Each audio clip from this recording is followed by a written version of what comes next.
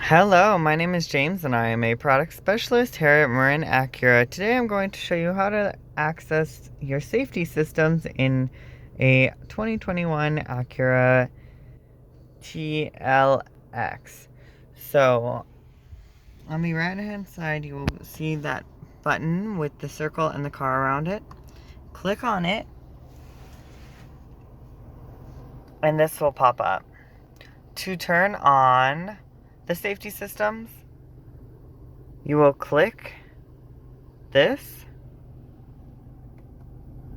and you can see the Road Departure Mitigation turned on, and I'm going to scroll down with that same button and turn on blind spot information. And then I'm going to scroll down one more time to turn on Collision Mitigation Breaking System, and just press down on that same button.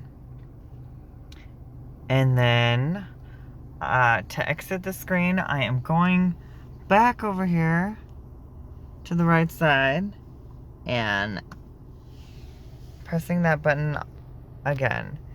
And that's how you access your safety systems in a 2021 Acura TLX. Sorry about that.